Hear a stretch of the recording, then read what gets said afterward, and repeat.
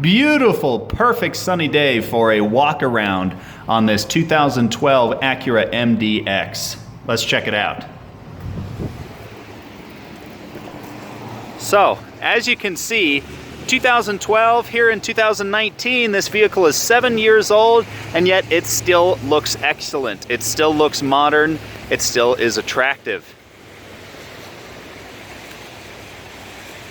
This vehicle also, in my opinion, is best in black, as many luxury vehicles are. Many consider this a full-size SUV. I would still think of this as a crossover, but you know what? I'm kind of behind the times a little bit with that and with the verbiage. But go ahead and look in the back here for starters.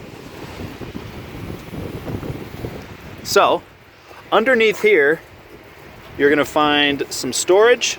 We'll go ahead and check that out real quick.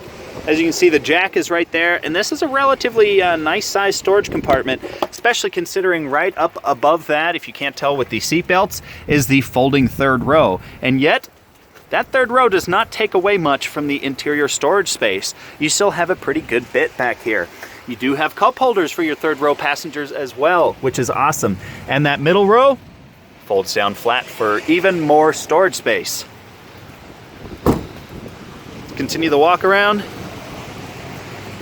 This vehicle has the SH all-wheel drive system, which is super handling all-wheel drive. And to explain that, what that means is it can send torque as needed to whichever wheel it desires, which is going to make for a fabulous driving experience in all kinds of adverse weather conditions. Look at this interior. Very well appointed with the leather.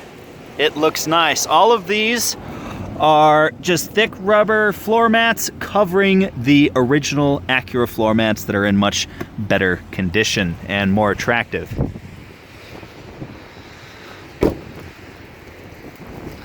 This vehicle's pretty peppy to drive. It handles well, especially with that SH all-wheel drive system.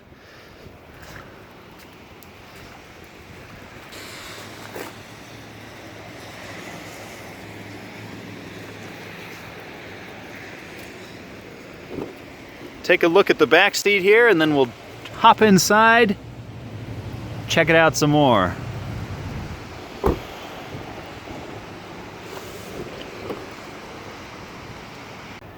right, coming into the luxury Acura MDX, you see a nice and very attractive door panel there. Two different power seat memories, power door locks, of course, power windows. And down here next to the driver's seat, if it'll focus, there we go, is your fuel door release and your back hatch release. Getting in, you also see a nice brushed aluminum door seal Acura logo. Of course, your power seat controls right there. And underneath that, there we go, is the floor mat. We just have this little bit more heavy-duty rubber mat there for extra protection. And of course, very nice authentic real leather seats and details here in the vehicle. Get in here. First thing that you're greeted with is a proper steering wheel. And what I mean by that is it's attractive. You know, it's nice to look at. With this, you know, although this is a plastic, it is, you know, it's kind of like a faux stainless steel. And you do have real, genuine wrapped leather steering wheel, which is nice.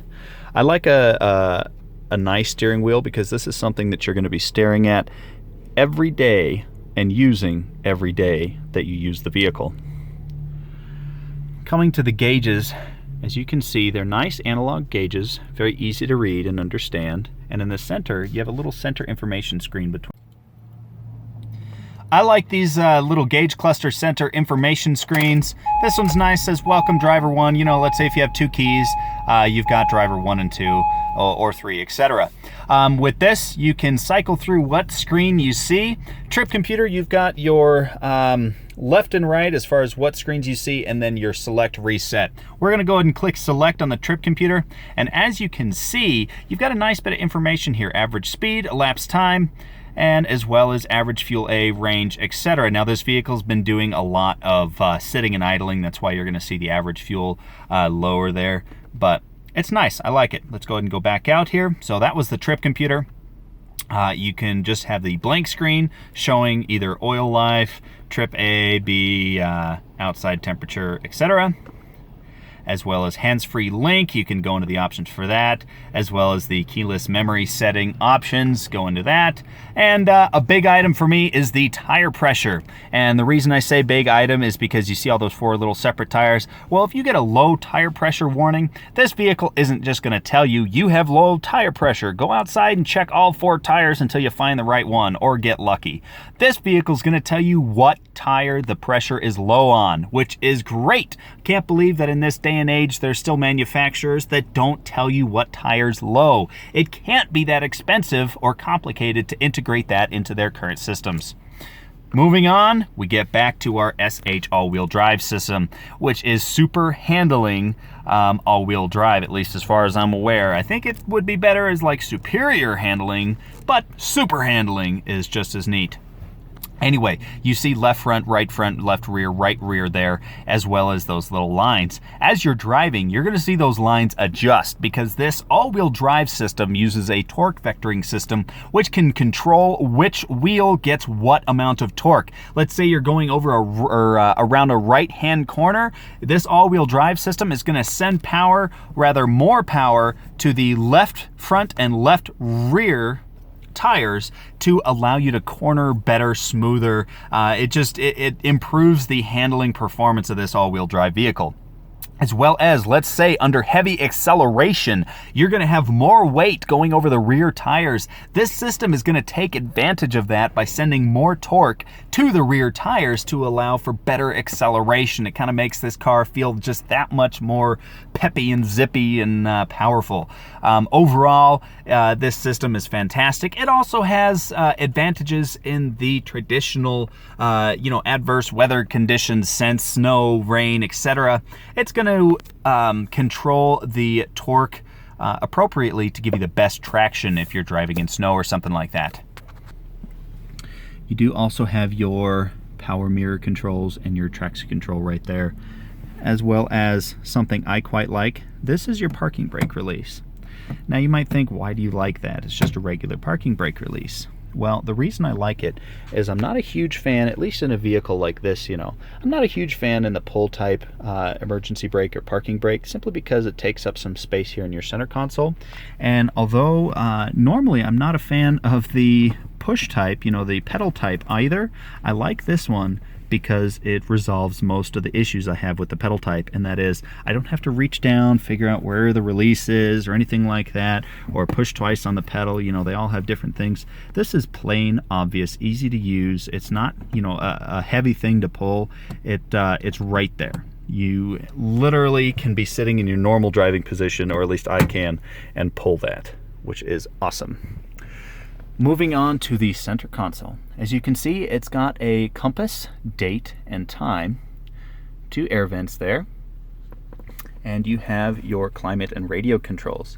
Now the climate controls are somewhat straightforward. They can, a little bit of a learning curve just because there's, no traditional dials or anything and you have to cycle through the modes. I usually like it if the modes have separate buttons or separate options on a dial.